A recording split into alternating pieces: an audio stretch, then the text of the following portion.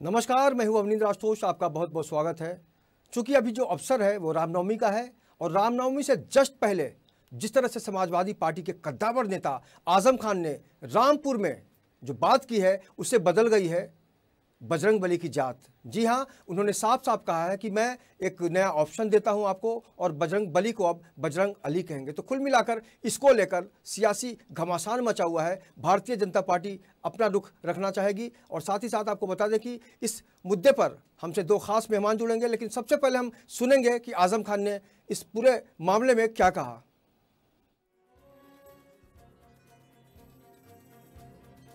अली और बजरंग में झगड़ा मत कराओ, मत कराओ।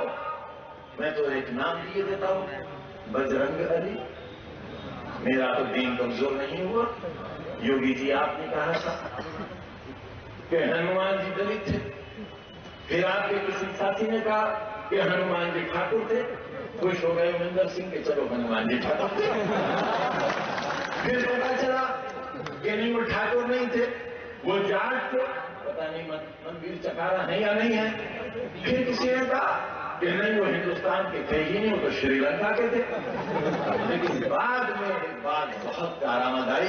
एक मुसलमान एमएलसी ने कहा कि हनुमान जी मुसलमान थे। रामपुर वालों, झगड़ा ही खत्म हो गया। अब हम अली और बजरंग एक हैं। बजरंग अली तोड़ दो दुश्मन की नली। बजरंग अली ले लो जालिमों की बलि, ले लो बलि। बजरंग अली, बजरंग अली, बजरंग अली। अली और बजरंग। तो आपने सुना कि किस तरह से आजम खान ने बजरंग बली को एक नया नाम दिया है। ये नया आयाम भी हो सकता है, क्योंकि जिसको हम आज तक बली मानते रहे, समझते रहे और पूछते रहे, आज उसको एक नया नाम दे दिया गया है अली। और कुल मिलाकर जिस तरह से सियासी हो रही है इस मुद्दे पर, उसको लेकर कहा जा सकता है कि कई बार ऐसा भी होता है कि जो श्रद्धालु होते हैं, चाहे वो किसी भी मज़हब के हों, कई बार भटक भी सकते हैं। और इसी मुद्दे पर हमारे साथ जुड़ेंगे हमारे पॉलिटिकल एडिटर प्रदीप शर्मा। उनके साथ हमारी दो खास मेहमान हैं, भारतीय जनता पार्टी की नगर सेविका हैं सुधा सिंह, और साथ ही साथ समाजवादी पार्टी की नेता है अमीना सैयद, जो लगातार अपने बयानों से लोगों को बिल्कुल अपडेट रखने का काम करती हैं। तो चलते हैं प्रदीप शर्मा के पास और जानते हैं कि वाकई आज की तारीख में जिस तरह से बयानबाजी हो रही है वो लोकतंत्र के लिए क्या मायने रखता है। प्रदीप, आपसे जानना चाहेंगे कि इस तरह का जब बयान आता है तो क्या लगता है कि वाकई बाकी नेताओं को भी मौका मिल जाता है कुछ बोलने का? देखिए, सबसे बड़ी बात यह है कि चुनाव जब सर पे हो और इस तरह से बयानबाजी करना, सभी नेताओं के लिए कहीं ना कहीं ये सोच समझकर बयान करना चाहिए कि जो चुनाव है उस दौरान कम से कम जाति और धर्म और देवताओं का नाम का उपयोग न करें, क्योंकि वोट बैंक के लिए किसी भी पर्सनल जाति या धर्म को लेकर अगर कोई भी टोल टिप्पणी या बयानबाजी करता है तो ऐसे में नेताओं के लिए तो एक जनता ये जानती है कि अब पूरी तरीके से जो वोट बैंक की राजनीति हो रही है वो सिर्फ और सिर्फ जो है जाति और धर्म और भगवान के नाम पर की जा रही है। क्योंकि चुनाव अब सर पर है और सभी राजनीतिक दल अपने अपने चुनाव प्रचार में दमखम आजमा रहे हैं, पूरी कोशिश कर रहे हैं। ऐसे में जिस तरह से अब विकास के मुद्दे को भूलकर, एक जनता के विकास का मुद्दा शायद नेताओं को याद नहीं है, लेकिन अब पर्सनल मुद्दे जो है चुनावी मैदान में है, पर्सनल मुद्दे जो है जाति और धर्म के देवता के नाम का जो है मुद्दा अब चुनावी मुद्दा बन चुका है आशुतोष जी। और उसी के तहत इस तरह से बयानबाजी देखी जा रही है। पहले उत्तर प्रदेश के मुख्यमंत्री योगी आदित्यनाथ जी ने कहा कि जो है सपा और बसपा के पालनहार अली हैं और हमारे बजरंग बली हैं, जिसके पलटवार में सपा उम्मीदवार आजम खान ने कहा कि बजरंग बली अब बजरंग अली हैं। इस तरह से बयानबाजी कहीं ना कहीं धर्म और जाति को ठेस पहुंचाने वाला राजनीति की जा रही है हमारे यहाँ। और ऐसे में भारतवर्ष की अगर हम बात करें तो जहाँ एक तरफ जो है चुनाव जो होता है सबसे बड़ा पर्व माना जाता है और उसी पर्व के लिए लोग सबसे पहले आप भारतीय जनता पार्टी का पक्ष रखने की कोशिश कीजिए। हमारे आपके साथ बैठी हैं सुधा सिंह जी, भारतीय जनता पार्टी की नगर सेविका हैं, उनसे पहली प्रतिक्रिया लीजिए कि वो क्या सोचती है इस विषय पर। सुधा जी, सबसे पहले तो क्या सोचती हैं आजम खान के इस बयान को लेकर, पहली प्रतिक्रिया क्या होगी? देखिए, ऐसा है कि ये आज़म खान साहब ने जो बयान दिया है अभी, उसमें उनको अभी राजनीति जो है वो ये अपनी जो सारी चीज़ें हैं, हमारे जो धर्म है वो हिंदू हो या मुसलमान हो, हम जब जन्म लेते हैं तो हम तो एक ही होते हैं। जन्म होने के बाद फिर वो हम और आप सब लोग मिल के उसको मज़हब को अलग अलग बांटते हैं। ठीक है, अभी प्रक्रिया जो चल रही है, अभी जो इलेक्शन है उसमें अली और बजरंग बली ये सब एक ही हैं, उसको हम और आप अलग अलग नाम देते हैं। बिल्कुल, हम और आप अलग नाम देते हैं, लेकिन सुधा जी क्या लगता है चुनाव के दौरान इस तरह की बयानबाजी नेताओं को कितना शोभित करती है, कितना सुशोभित होते हैं कि नेता इस तरह से धर्म और जाति और अब भगवान के नाम पर राजनीति कर रहे हैं? अब ये तो इसमें हम किसी का नाम नहीं लेना चाहेंगे और ना ही हम नाम लेंगे। हम जो काम करते हैं, आप जो काम करते हैं, वो काम को दिखाते हैं हम। और अभी आज की जो जनता है वो बोल बच्चन वो सारी चीज़ें अब नहीं है। आपकी काम देखती आप क्या कर रहे हैं, आप ऑनलाइन पूरी जनता देखती आप क्या कर रहे हैं। आप जो काम करें वो काम देखने के बाद ही जनता आपको चुन के लाएगी। वो बोलने से, किसी का नाम लेने, किसी जाति धर्म का नाम लेंगे, उनका नाम बदनाम करें, वो चीज़ें अब नहीं होने वाली है। बिल्कुल, जनता अब पूरी तरीके से जागरूक हो चुकी है आशुतोष जी। जनता आपके विकास कार्यों को देखकर ही मतदान करती है। अब जनता को यह भी तो पूछना पड़ेगा प्रदीप, नेताजी से, खासकर अगर हम समाजवादी पार्टी की बात करें तो क्या अमीना आपा से हमें ये परमिशन लेनी होगी, इजाज़त लेनी होगी कि अब हम आरती करें बजरंग बली की या फिर अली साहब के सामने नमाज पढ़ें? बिल्कुल अमीना जी, जिस तरीके से बात की जाए तो समाजवादी पार्टी के उम्मीदवार आजम खान के इस बयान को देखकर क्या सोचती हैं कि अब जो लोग आरती करें या नमाज पढ़ें? जी ऐसा है, मैं पहले तो हिंदुस्तान की जनता को मेरे तरफ से बहुत बहुत नमस्कार, नमस्ते। और ये चुनाव का जो ये आया है, इसके अंदर चाहे आज़म खान हो, चाहे आदित्यनाथ हो, ये लोग जिन्होंने धर्म को लाके खड़ा कर दिया, चाहे हज़रत अली को, चाहे बजरंग बली को, लेकिन आज़म खान ने जो पलटवार किए हैं, आज़म खान का मैं ये नहीं बोलूँगी कि हमारे सपा समाजवादी पार्टी आज़म खान ने जो बोले हैं तो एकदम सही खाई नहीं, उनका एक विचारधारा मैं आपको पेश कर रही हूँ। आज़म खान का विचारधारा ये है कि जो ताकत बजरंग बली में है वही ताकत हज़रत अली में भी है। तो उन्होंने यही कहा है कि अगर बजरंग बली है तो अली बजरंग बली है। उन्होंने दोनों को ऐसा अलग अलग नहीं समझा, दोनों को उन्होंने अपना एक साथ माइंड रख के उन्होंने ये बात कही है। और ऐसी कोई बात नहीं है हिंदुस्तान के अंदर। तो ये पूरा पक्ष समाजवादी पार्टी के नेता आजम खान का हो सकता है, लेकिन सवाल है कि क्या हम आरती करें या फिर नमाज पढ़ें, ये पूछिए। हिंदुस्तान का संविधान है। जी आशुतोष जी, जिस तरीके से आपका एक सवाल ये भी है कि आपने कहा कि आजम खान के बयान का जो मतलब था, जो ताकत बजरंग बली में है वही ताकत हजरत अली में है, लेकिन वहाँ पर बजरंग बली और हजरत अली का नाम नहीं, वहाँ पर बजरंग बली और बजरंग अली सीधा नाम दे दिया गया। क्या लगता है, जैसा सवाल मेरा था कि अब लोग आरती करेंगे या नमाज पढ़ें? नहीं, मैं तो ये समझती हूँ आरती और नमाज ये दोनों धार्मिक चीज़ है और दोनों मंदिरों में ही अच्छी लगती है और मस्जिद में अच्छी लगती है। मैं हमारे नेता का भी इस चीज़ के लिए जो है मैं बोल सकती हूँ कि उन्होंने जो ये चीज़ कहा है कि हज़रत अली और बजरंग बली हज़रत अली, तो मैं इस चीज़ को जो है वहाँ पे ये करूँगी क्योंकि ये धार्मिक चीज़ है, इस सियासत में ना लाया जाए, जहाँ है वो उनको वहीं रखा जाए। क्योंकि हमारे जो जिनको हम पूछते हैं वो लोग हमको ये नहीं बोलते कि हमारा नाम तुम राजनीति में लो और हमारा नाम लेके राजनीति खेलो। हाँ, तुम्हारी अपनी एक छवि जो जनता के सामने है, तुम जनता को अपना काम बताओ, जनता के सामने आप लोग आओ, जनता के सामने अपना नाम दो, अपना काम दो, जनता आप लोगों को चुन के आएगी और ये 2019 समाजवादी पार्टी जो है वो ले जाएगी, उनकी सरकार बनेगी। बनेगी, ये निश्चित हमारे को भी इसका भरोसा है। बिल्कुल सरकार बनेगी समाजवादी पार्टी की। भले नेता जो है धर्म और जात के लिए अब राजनीति करें, हालांकि अमीना आपा ने साफ तौर से कहा है, अमीना सैयद का कहना है कि जाति और धर्म को जो है राजनीति में नहीं लाना चाहिए। काम की बात तो ठीक है, जनता को पता है प्रदीप की काम की बदौलत ही अब किसी नेता को नंबर देते हैं या नहीं देते हैं, पास करते हैं या फेल करते हैं। लेकिन सबसे बड़ी बात कि जब चुनाव का समय आता है तो इस तरह की भाषा क्यों याद आने लगती है? अगर कोई आदमी गलतफहमी में चला गया तो क्या होगा?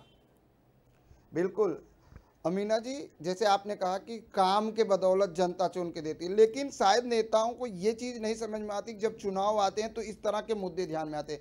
आखिर जनता क्या सोचेगी, इस तरह के बयान को किस तरह से देखती हैं और जनता के मन में क्या उठेगा? क्योंकि अब जाति और धर्म के जिस तरीके से राजनीति की जा रही है, जैसे आपने कहा काम की वजह से जनता चुनेगी, लेकिन नेता को शायद ये नहीं पता काम नहीं, अब जो है पर्सनल मुद्दों पर राजनीति करें। जी नहीं, आज की जनता जो है बहुत होशियार हो गई है। देखिए 60-65 साल जो है जनता ने कांग्रेस को भी देखा, फिर जनता ने बीजेपी सरकार को भी देखा, अब जनता एक दफ़ा थर्ड सरकार को भी देख ले। समाजवादी पार्टी की सरकार भी एक दफ़ा बन जाए, एक दफ़ा प्रधानमंत्री समाजवादी का भी बन जाए, और अगर समाजवादी पार्टी का प्रधानमंत्री अगर बनने के बाद अगर जनता को इस तरह से अगर कोई तकलीफ़ पहुंचती है तो जनता जो है, हम लोग वहाँ पे जनता के साथ खड़े हैं, और जो जनता जिस तरह से सज़ा आज दे रही है उस तरह से हम आपके साथ रहेंगे, कभी भी हम शिकायत नहीं करेंगे। बिल्कुल शिकवा ये तो बहुत गंभीर सवाल, बहुत बड़ी बात कह दी उसने। समाजवादी पार्टी की तरफ से जो नया बयान आया है अमीना जी का, ये तो बहुत बड़ी बात है अपने आप में। प्रदीप, ये पूछिए सुधा सिंह जी से कि समाजवादी पार्टी का प्रधानमंत्री बनेगा तब आप लोग क्या करेंगे? बिल्कुल सुधा जी, जैसे इन्होंने कहा कांग्रेस को जनता ने 60 साल दिया, 5 साल बीजेपी को दिया, अब जो है सपा का जो समाजवादी पार्टी का प्रधानमंत्री बनने का मौका दे तो क्या होगा? बीजेपी का होगा क्या? मोदी जी आ रहे हैं, हमारी भारतीय जनता पार्टी की सरकार आ रही है। लेकिन जैसे अमीना जी ने कहा कि सपा का प्रधानमंत्री जनता बनाए, सपा का प्रधानमंत्री, तो फिर किस तरह की देखते हैं भविष्य? फिर तो भविष्य का क्या होगा वो भविष्य जाने। बिल्कुल क्या होगा भविष्य जाने कि जनता के ऊपर कितना असर पड़ता है इस तरह के बयानों से? जनता के ऊपर कितना असर पड़ता है इस तरह के बयान, जिस तरह से राजनीतिक गलियारे में बयानबाजी की जा रही, क्या लगता है जनता के ऊपर इस कितना इफेक्ट पड़ता है इस तरह के बयान से? जनता पे बहुत ही ज़्यादा इफेक्ट पड़ता है, क्योंकि अभी हमारी जो नई जनरेशन है, हमें उनके बारे में सोचना है, उनके भविष्य के बारे में सोचना है। और जो इतने सालों से हुआ, ये 5 साल में जो मोदी जी ने काम किया है, और ये अभी दोबारा उनकी सरकार आने के बाद दोबारा 5 साल में जो करेंगे वो जनता देख लेगी कि मोदी जी क्या करने वाले हैं। जी अमीना सैयद जी कुछ बोलने वाली हैं, जी बोलिए। ऐसा है, मेरी बहन ने जो बोला ये बात तो सही है। 5 साल में जनता ने मोदी जी का काम बहुत नज़दीक से भी देखा, बहुत दूर से भी देखा, व्हाट्सएप पे भी देखा, फेसबुक पे भी देखा, टीवी पे भी देखा, एरियाओं में भी देखा, लेकिन मोदी जी जनता के दिमाग में उतर नहीं पाए। जनता ने उनको सराहा, जनता ने उनको खांधे पे बिठाया, लेकिन मोदी जी ने जनता को वही चौराहे पे लाके खड़ा कर दिया। जब मोदी जी बार बार चिल्लाते हैं कि मैं आप लोगों का वॉचमैन हूँ, लेकिन मोदी जी वॉचमैन चौकीदार, वही चौकीदार जो वॉचमैन चौकीदार हूँ, लेकिन मोदी जी चौकीदार असली नहीं बन पाए। जो चोरियां होनी थी वो हो गई, जिसको मरना था वो बेचारे शहीद हो गए। और आज भी ये बता दीजिए प्रदीप, ये अमीना जी को बता दीजिए कि आय से अधिक संपत्ति के मामले में कानूनी नोटिस गई है मुलायम सिंह यादव के पास और अखिलेश यादव के पास। क्या आपको लगता है कि वाकई ये जो मामला है अप्रत्याशित है या अप्रत्याशित नहीं है? क्या सोचती हैं वो? बिल्कुल एक सवाल है, जैसे आपने कहा कि मोदी जी के किया, लेकिन अगर बात की जाए तो सपा के प्रमुख जो है मुलायम सिंह यादव और अखिलेश यादव को आय से अधिक मामले की नोटिस भी जारी की गई है, क्या कहेंगी? किस चीज़ की? आय से अधिक संपत्ति। अच्छा, संपत्ति की। भाई संपत्ति तो ऐसा है ना, अगर संपत्ति उनकी है और अगर ज़्यादा है और उनकी नोटिस जारी किया है तो वो अपनी संपत्ति का हिसाब किताब वो देंगे, काहे को नहीं देंगे। जब आज इतने उनका ये नहीं है कि वो सियासत में आए तो संपत्ति के मालिक है, वो अपने घराने से ही संपत्ति के मालिक है, वो अपना हिसाब किताब देंगे वो। क्या इसका इफेक्ट चुनाव में देखने को मिलेगा? चुनाव जनता, मैं आपको पहले भी कहा है कि जनता आज की बहुत होशियार हुई है, जनता को बोलने की जरूरत नहीं है। अखिलेश को जो है यूपी में जनता सराहती है आंखों से और उनको प्यार देती है। जनता का प्यार दुलार अखिलेश यादव जी के साथ है, मोहब्बत है उनके साथ जनता की, और मैं जनता की आभारी हूँ कि जनता उनको चाहती है। मैं उनको प्रणाम करती हूँ, बार बार जनता को मैं इस चीज़ के लिए प्रणाम करती हूँ कि वो अखिलेश यादव जी को बहुत प्यार करते हैं, सराहते हैं और मोहब्बत करते हैं। रहा हिसाब किताब का, तो अपना हिसाब किताब देंगे इंशाल्लाह। जब वो खुद ही प्रधानमंत्री बन रहे हैं तो फिर क्या है। बिल्कुल, सुधा जी क्या कहेंगी अमीना पर? हाँ, जैसे अहम अभी सवाल अमीना प्रदीप, का एक अहम जो सवाल दिमाग में आ रहा है कि इस तरह के जब भी मामले आते हैं, ये तो कभी भी पहले भी हो सकता था, बाद में भी हो सकता था, लेकिन चुनाव के समय जिस तरह से ये आरोप लगाया गया है, ये तो बहुत ही दिलचस्प है। लेकिन अभी वक्त है एक छोटे से ब्रेक का। ब्रेक के बाद हम भारतीय जनता पार्टी का पक्ष जानेंगे कि वाकई ये समय सही है या गलत। देखते रहिए हमारा खास कार्यक्रम।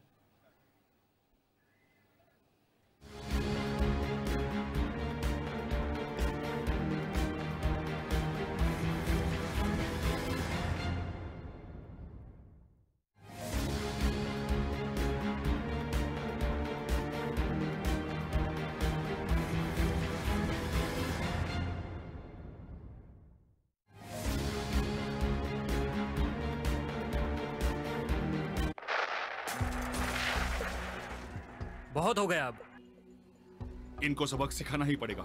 इसका बदला हम लेके ही रहेंगे। अरे ये क्या देख रहे हो भाई लोग?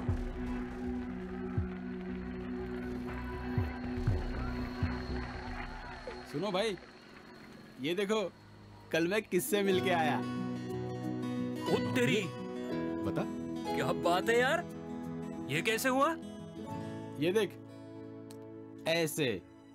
अरे ये तो, और सुनो, ये जो तुम वीडियो देख रहे हो ना, वो भी किसी ने ऐसे ही मॉडिफाई किया है। किसी भी फोटो और वीडियो को देख के ना बेवकूफों की तरह बहक मत जाना, समझे भाई? डिलीट कर उसे।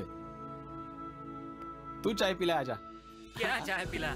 सोशल मीडिया से आने वाले हर संदेश को सावधानी से समझें। समझदारी में होती है ताकत। सतर्क जनता, सुरक्षित भारत। जय हिंद।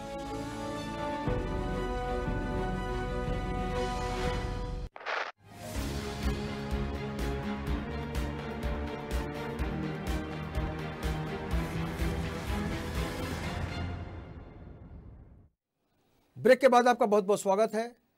आज हम ये समझने की कोशिश कर रहे हैं, जिस तरह से आजम खान ने बयान दिया कि अब बजरंग बली को बजरंग अली कहा जाएगा, या वो ऑप्शन देना चाहते हैं। इस तरह से लोगों को चाहिए कि वो बली को अली समझें। लेकिन सबसे अहम सवाल कि क्या चुनाव का जो समय होता है, इस तरह की बातें करनी कितनी ज़रूरी होती है। प्रदीप, सुधा सिंह जी से ये जानिए कि ये जब इस तरह का जो माहौल होता है चुनाव का, ऐसे में किसी को नोटिस भेज दिया जाता है, किसी के बयान को लेकर अलग अलग बातें की जाती हैं, क्या ये वक्त सही है?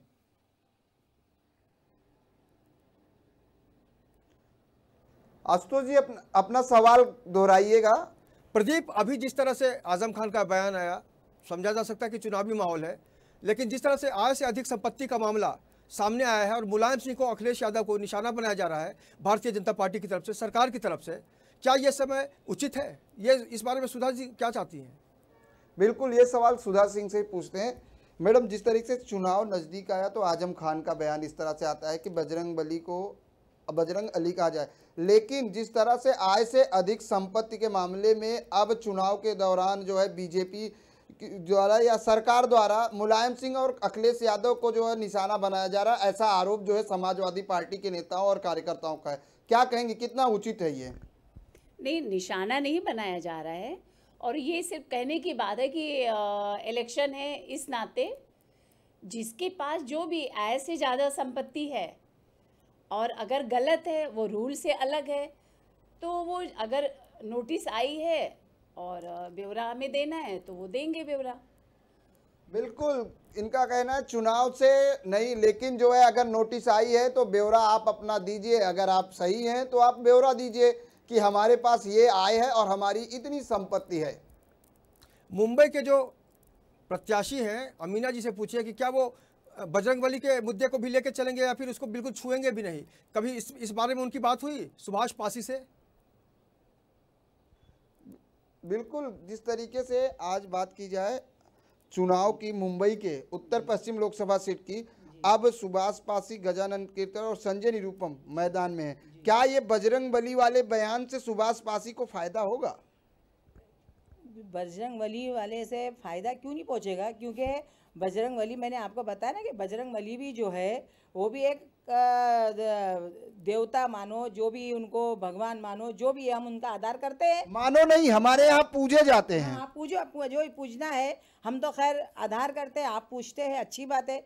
और हज़रत अली है, हज़रत अली को भी आप लोग पूछते नहीं पूछते ऐसी बात नहीं है। मुहर्रम में देख लो 90% लोग जो है आप लोग के रहते हैं, नहीं पूछते ऐसी कोई बात नहीं है, पूछते हैं। लेकिन कहने का मतलब ये है, ये चुनाव है, ये रन जो है, मैदान है, इसमें 3 सवार खड़े हुए हैं तो एक ही निकलेगा।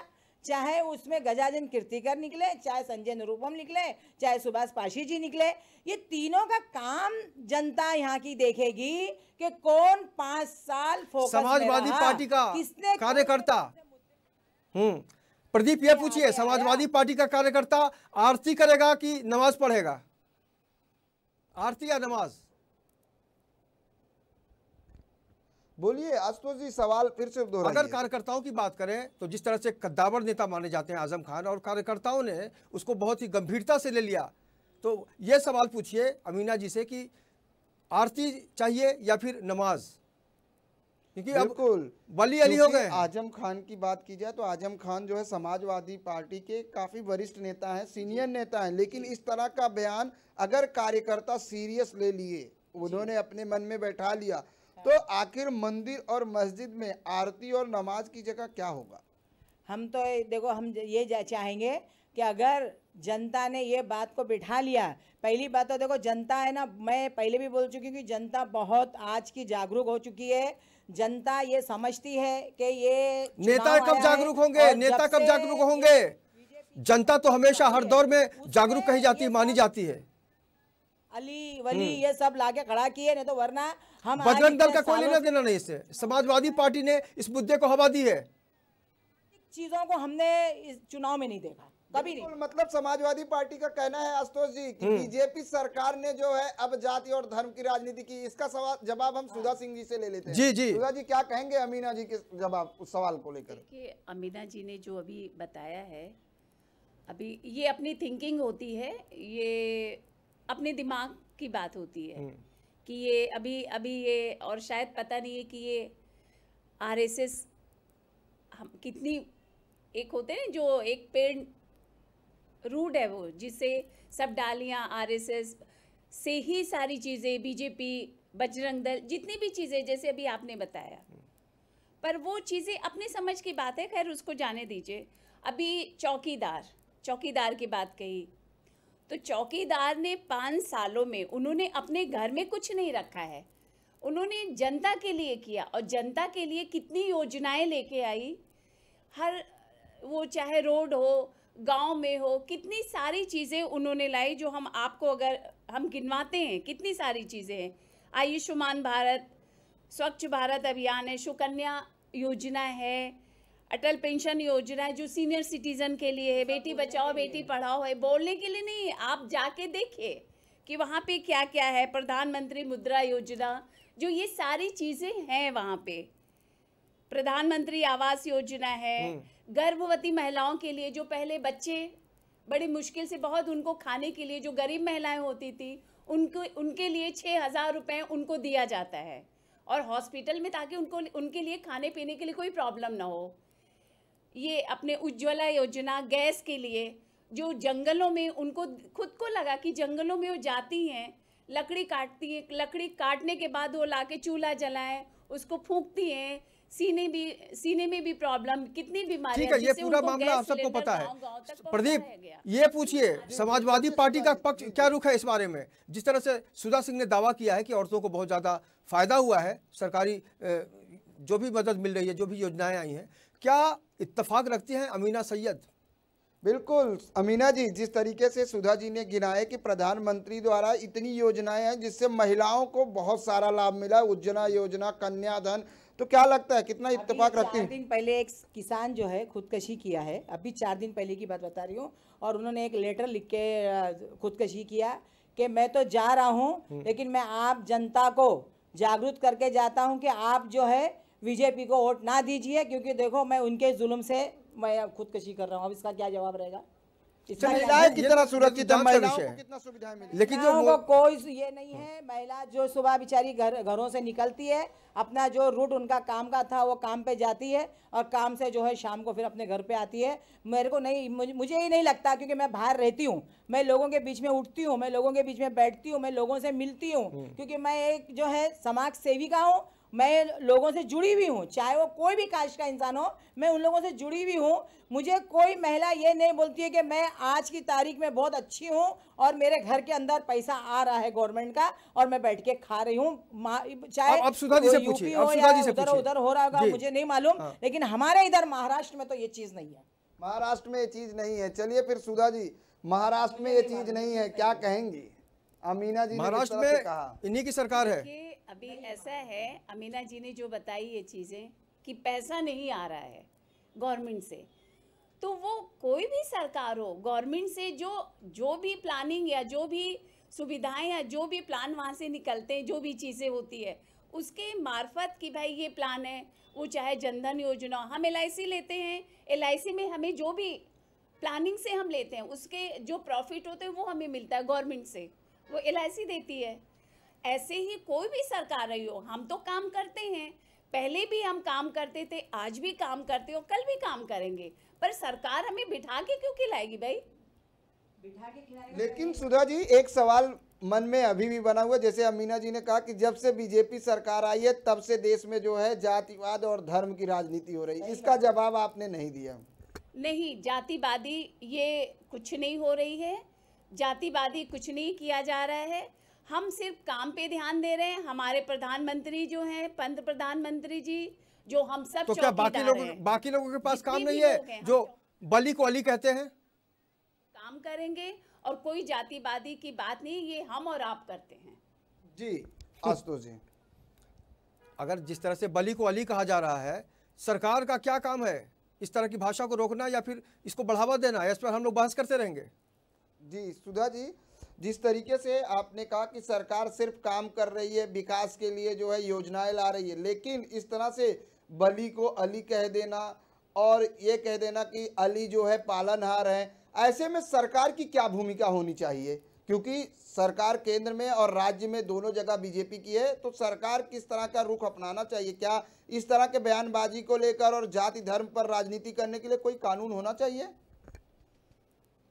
देखिए, जाति पे ये अभी जैसे हमने पहले भी कहा और अभी भी यही बता रहे हैं हम कि इसमें ये हम और आप ही कह रहे हैं कि क्योंकि अभी इलेक्शन है, इलेक्शन का माहौल है और इसमें हम जनता को जातिवादी पे, कोई भी जात हो, हम उनमें गुमराह नहीं कर सकते जनता को। लेकिन बाकी लोग तो कर रहे हैं ना, उसके खिलाफ सरकार कुछ सोचेगी या फिर छोड़ देगी सबको कि चुनाव है, कोई कुछ भी बोल ले? क्या ऐसे बयानबाजी को लेकर चुनाव के बाद सरकार की तरफ से कोई एक्शन होगा, आपको लगता है? अब अभी आप देखिए, जितने भी हमारे शहीद पुलवामा में जो शहीद हुए हमारे जवान, उसमें तो सभी थे, हिंदू भी थे, मुसलमान भी थे, हर जाति के थे, सिख ईसाई सभी थे, उनके लिए क्यों नहीं बोला जा रहा है? तो अभी ये इलेक्शन है, इलेक्शन का माहौल है, तो ये इसमें जनता को गुमराह करने की कोई कोशिश ना करें तो ज़्यादा अच्छा है। सुधा जी, आपने सेना का नाम लिया तो एक सवाल कि हाल ही में सेना के जवानों ने भी राष्ट्रपति को चिट्ठी लिखी है और उन्होंने कहा है कि सेना के नाम पर राजनीति न की जाए। कितना तवज्जुह रखती हैं, किस तरह का पहली प्रतिक्रिया क्या होगी इस मामले को लेकर? नहीं, बिल्कुल सही है, सेना के नाम पे कोई राजनीति नहीं होती है और ना ही हमारे प्रधानमंत्री ने कहीं भी, हमें नहीं लगता है कहीं उन्होंने सेना के नाम से या हमारे जितने भी सुधा जी को याद दिलाइए कि प्रधानमंत्री नरेंद्र मोदी जी ने अपनी रैलियों में, अपने भाषणों में कहा है कि वोट देते समय जो खासकर नए वोटर हैं इस बार, वो वीर जवानों के पराक्रम को ध्यान में रखकर वोट करें। इसको क्या समझा जाए? जी सुधा जी, आपने कहा कि प्रधानमंत्री जी कहीं जो है वो नहीं करते, लेकिन अपने रैलियों में प्रधानमंत्री जी नरेंद्र मोदी ने ये कहा है कि जो नए वोटर्स हैं उनसे ये अपील की है कि हमारी सेना के पराक्रम को ध्यान में रखते हुए वोट करें। क्या समझा जाए इस तरह के बयान को?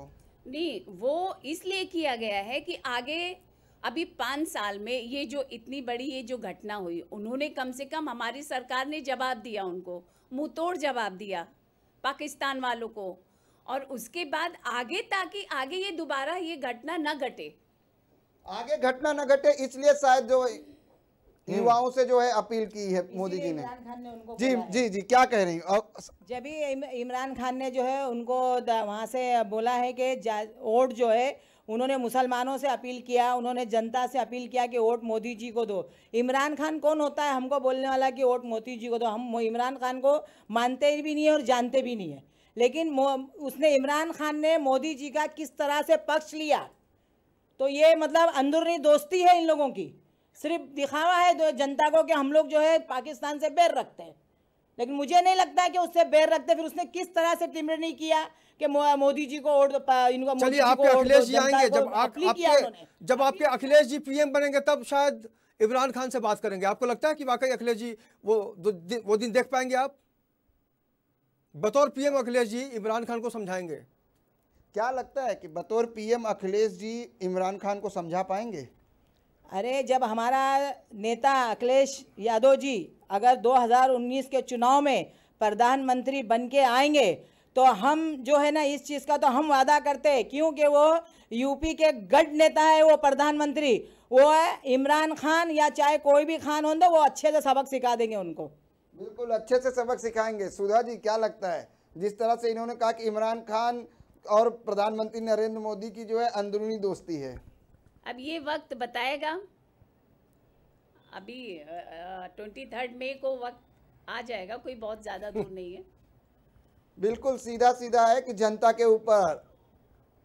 तो कुल मिलाकर प्रदीप, ये कहा जा सकता है कि चुनाव के नाम पर कोई कितनी भी बयानबाजी करे उसको हम माफ़ कर देते हैं और ये कह देते हैं, किसी तरह समझा लेते हैं खुद को कि ये चुनाव में इस तरह की बातें चलती है। लेकिन सबसे अहम है कि जनता क्या चाहती है और क्या सोचती है, ये तो 23 मई को पता चल जाएगा। लेकिन इस चर्चा में जोड़ने के लिए प्रदीप शर्मा आपका बहुत बहुत शुक्रिया, सुधा जी आपका भी बहुत बहुत शुक्रिया, और अमीना सैयद आपका भी बहुत बहुत शुक्रिया। तो कुल मिलाकर कहा जा सकता है कि आज की तारीख में जब बयानबाजों की बारिश होती है तो उसका असर आम आदमी को कहीं ना कहीं से ज़रूर प्रभावित करता है। लेकिन नेताओं की अगर हम बात करें तो उनका बस एक ही कहना है कि चुनाव का मौसम है और ये सब चलता रहता है। लेकिन जो चलता रहता है कि जो भावना है उसको जनता किस तरह से लेती है, ये मतदान के बाद, रिजल्ट के बाद पता चलता है। इस खास कार्यक्रम में इतना ही। बाकी की खबरों के लिए आप देखते रहिए IN24 न्यूज़ और मुझे पूरी टीम के साथ दीजिए इजाज़त। नमस्कार।